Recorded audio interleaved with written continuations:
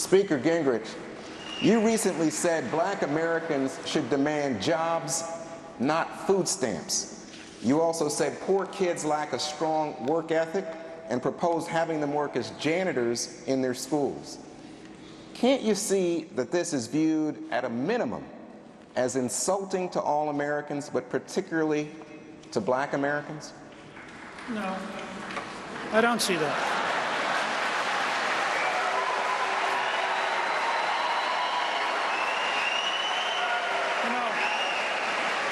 My daughter, Jackie, who's sitting back there, Jackie Cushman, reminded me that her first job was at First Baptist Church in Carrollton, Georgia, doing janitorial work at 13. And she liked earning the money.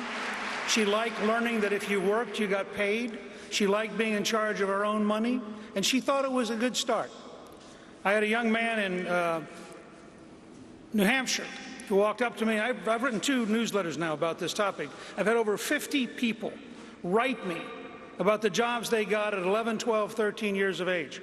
Ran into a young man who started a donut company at 11. He's now 16. He has several restaurants that take his donuts.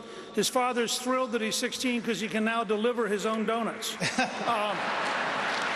What I tried to say, and I think it's fascinating because Joe Klein reminded me that this started with an article he wrote 20 years ago.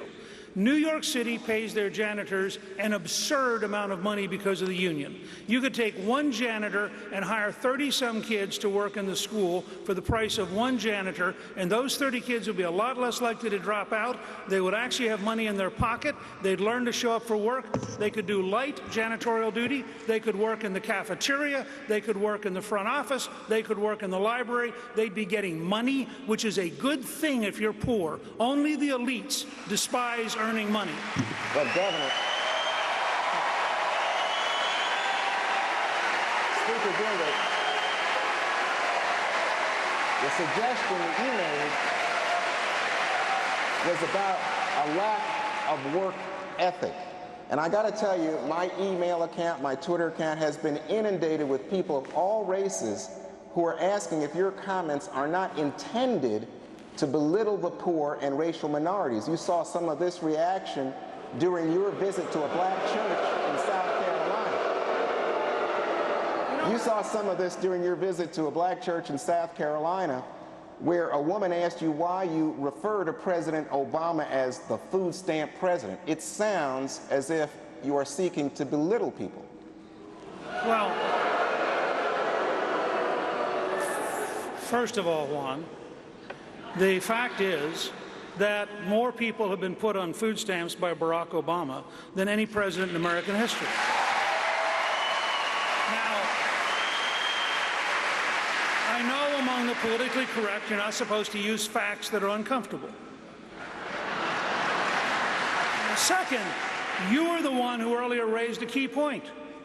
The area that ought to be I-73 was called by Barack Obama a corridor of shame because of unemployment. Has it improved in 3 years? No. They haven't built the road. They haven't helped the people. They haven't done anything.